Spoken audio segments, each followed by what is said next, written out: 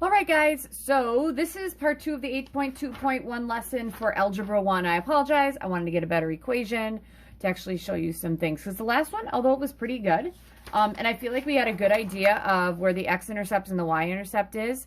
The other thing you should have had on this one, and you should still be following this anyway, is smack dab in the middle here. If you guys look, the vertex on the parabola that we drew before, wasn't it at -2, -5?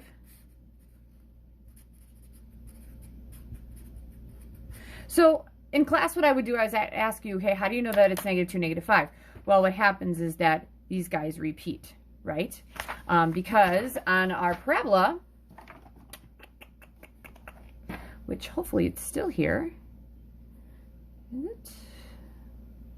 Nope. Nope. Wait.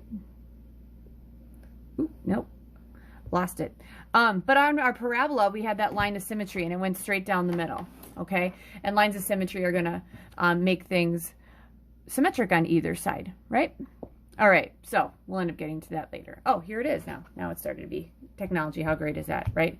So there's this line straight down the middle here, and I'll make it yellow. There's this line straight down the middle here, and what happens is that all the y's, like these two y's repeated, and these two y's repeated, and those two y's repeated, and that's how we find the vertex. It's that one that's a little different. This is the one that was all by itself, all right? So eventually we'll use that for another one.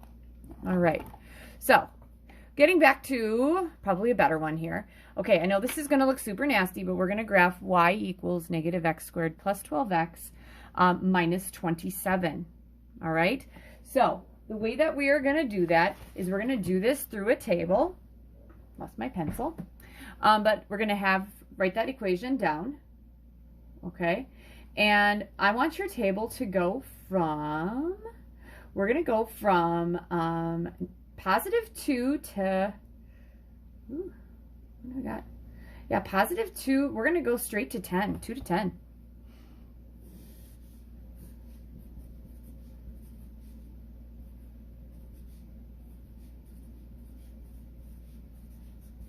All right. Now, one of the things I'm hoping you're seeing is this probably is a parabola, and it should have some repeating y's because this is squared. All right, so we're going to try to get all the work on here. So the first thing I'm going to do is let's pick x equals 2. So y is going to equal, okay, we're going to take the opposite of 2 squared plus 12 times 2 minus 27. All right, now 2 squared is 4, but this makes it -4. 12 times 2 is 24 minus 27, right? That equals your y. So y is going to equal -4 plus 20. That is 20. 20 minus 27 is -7. All right. Next, I am going to put in 3. So y is going to equal the opposite of 3 squared plus 12 times 3 minus 27. Y equals, not 3 squared is 9. That negative makes it -9. Plus 12 times 3 is 36, sorry, and then minus 27. -9 plus 36, that should be what? 27. 27 minus 27, that's 0. Y equals 0. All right. Next one, x equals 4.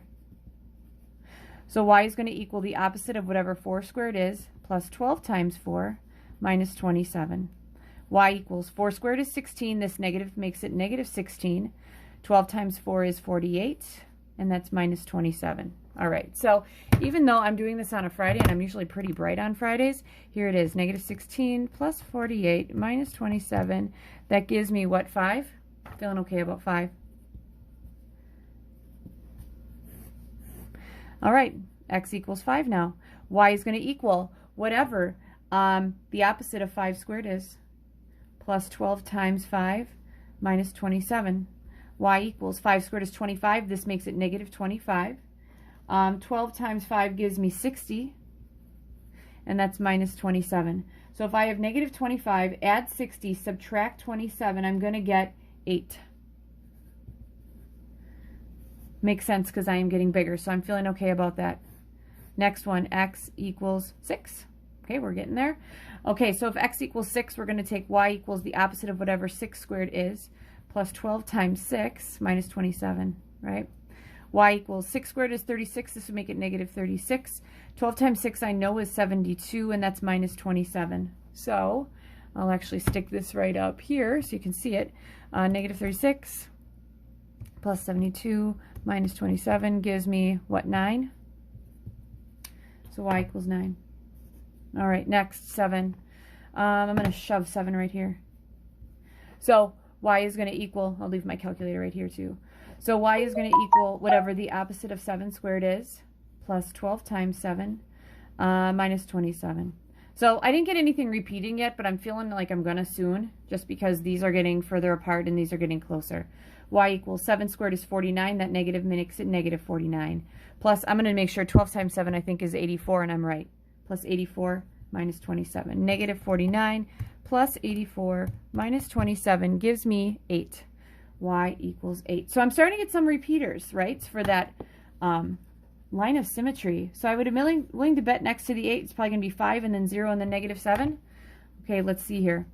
All right, so x equals 8, right? Y is going to equal whatever the opposite of 8 squared is, plus 12 times 8 minus 27. Y equals. All right, so the opposite of 8, or 8 squared is 64. This is negative 64. 12 times 8, I'm not big on my factors of 12. That's plus 96 minus 27. So negative 64 plus 96 minus 27 equals 5. And I'm feeling good about that, right? Because I said it would be 5. I'm thinking the next one's going to be 1. All right, where do I want to go with this one? Let's go right here. X equals 9. Can you guys see that? Yeah, I feel like you can. I can shove this over just a little bit too.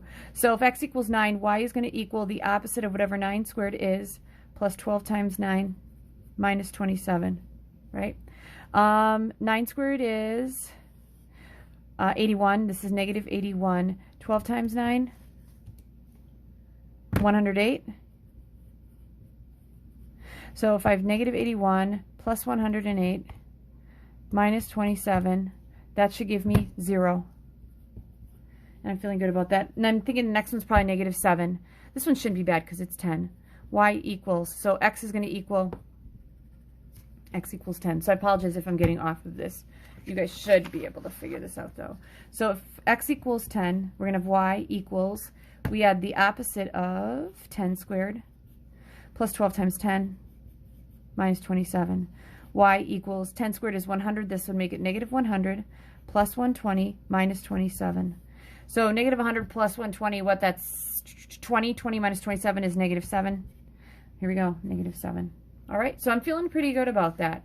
So here's what I would do first. Okay, I want you guys, in blue, I'm going to do this, your x-intercepts. Okay, I'm going to circle my x-intercepts. Now, if I was in class, I would ask you, okay, how do you find the x-intercepts? And you should go back in your notes. X-intercept is where my y is 0. Where is my y 0? Right here. Okay? All right, so those are my x-intercepts because that's where y is 0. Then the next thing I would ask you would be, where would be your y-intercepts? Okay? Well, my y-intercept, I actually didn't find, right? Because I don't have an x of 0, right? So I don't have it. So if I wanted to find the y-intercept, I could probably do that pretty easily, right? So for my y-intercept, x has to be 0. So let's throw a 0 in there. Y equals the opposite of 0 squared plus 12 times 0 minus 27. Y equals 0 squared is 0. The opposite is 0, 0. 12 times 0, 0. 0 minus 27, negative 27. So somewhere up here, I'd have something that's 0, negative 27. Am I going to fit that up there? Probably not. That would be in the table. Probably not, but that's my y-intercept. Sorry, I didn't pick a really nice one for the y-intercepts. And then my next question would be, where is the vertex? Okay, so we get things to start repeating right here, right? Wouldn't my vertex be right there? That's my vertex.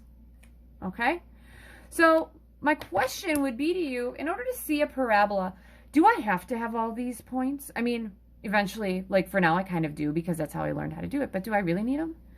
No, I just really need to have the x-intercepts, the y-intercept, and I probably don't even need the y-intercept, but I need the vertex. So would it make sense, you guys, if I'm graphing this just based on the things that you just told me I need, or I just told you need? My x-intercepts are at 3 and 9. So there would be 1 at 3. What am I in? I'm in yellow. We don't want yellow. We will do purple. All right. So I'm going to have 1 at 3, 1 at 9. 4, 5, 6, 7, 8, 9.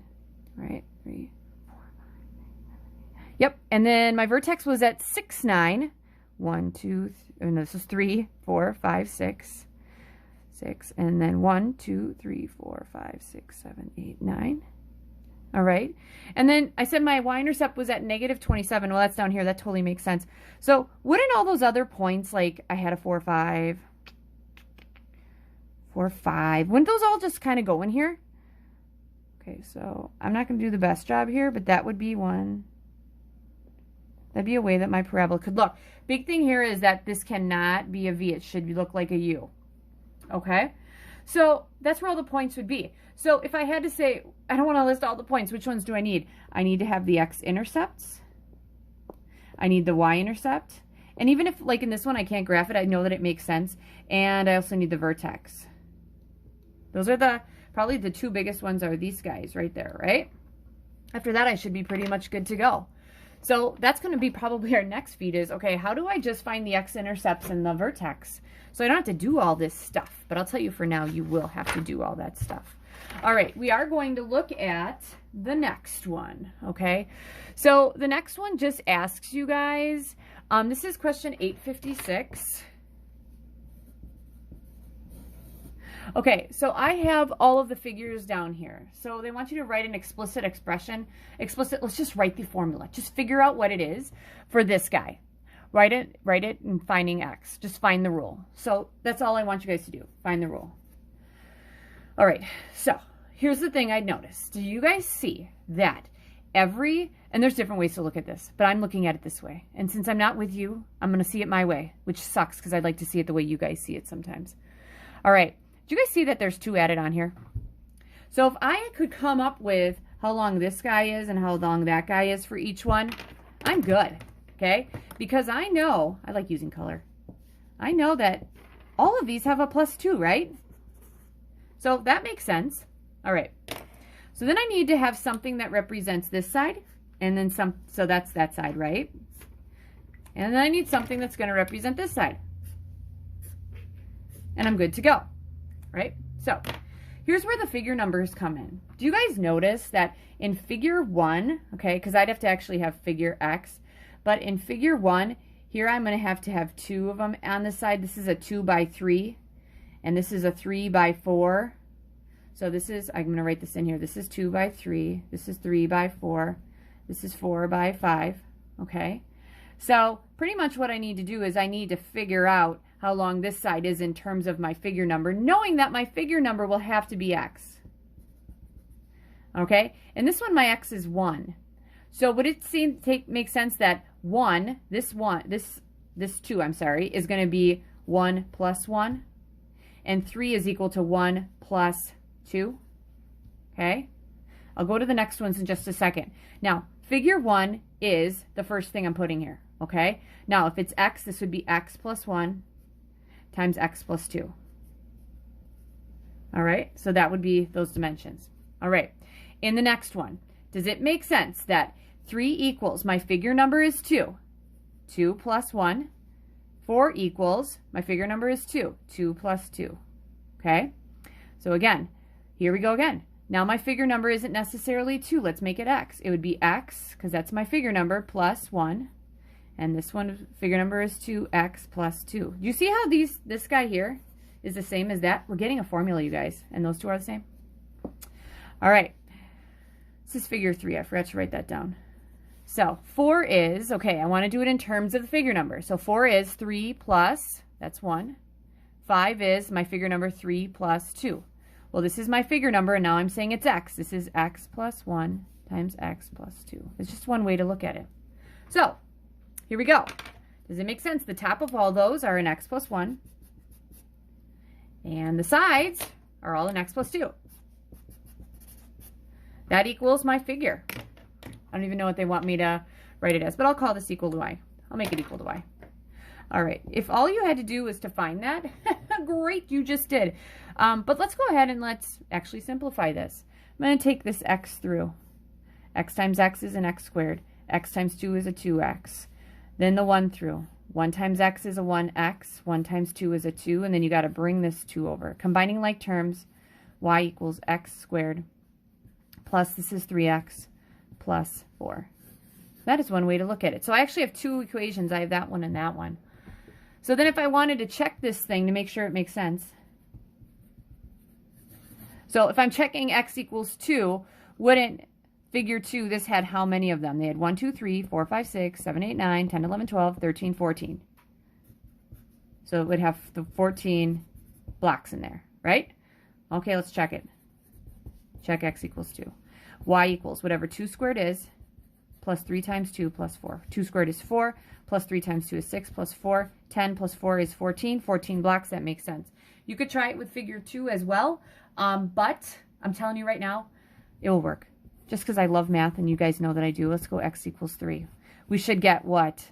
1, 2, 3, 4 by 1, 2, 3, 4, 5. 5, that's 22. That's what we should get. All right, y is going to equal, we're going to take 3 squared plus 3 times my x is 3 plus 4. 3 squared is 9 plus 9 plus 4. 9 plus 9 is 14 plus 4, that is, I'm sorry, 18 plus 4 is 22. That makes sense, I'm good. So one of those would be my rule. Do you have to figure out how to get those rules? I'm going to be honest with you, not really. I don't think we're ready to do that, especially without me. Should we be able to graph from a table? Heck yeah, we should. All right, so this is going to be on Infinite Campus. You're learning log, you don't have to worry too much about. But here is the thing, your homework. I'm going to actually flip this over just so I don't waste a ton of paper, because I'm already wasting a ton of paper. Okay, your homework is going to be questions 858 to, let's see if we can do all these. Yeah. 863. And because I am so nice to you guys, on question 858, your table of x's and y's should go from 0 to 7. Okay? In the future, what should happen is that you should not need to get that. We're gonna actually find the x-intercept, we're gonna find the y-intercept, and then we're gonna figure out what all those points need to be. All right? But for that one, we should be good to go with going from 0 to 7. And you should find your patterns within your tables to look very similar to what I had. Okay? Because I don't think I did that one. All right. Good luck. I apologize for this being in 2 videos. But the big thing in this one was that what I needed to happen in the second table is that I needed you guys to be able to see that, yep, we're actually going to be able to have, when your y's are 0, those are my x-intercepts. And when your x is 0, that would be way up here. That's your y-intercept. And we didn't necessarily have that here in this one. And the vertex, we should be able to see some things within our table. So you should be able to mark those off in your tables, and you'll have homework like that. All right. Good luck.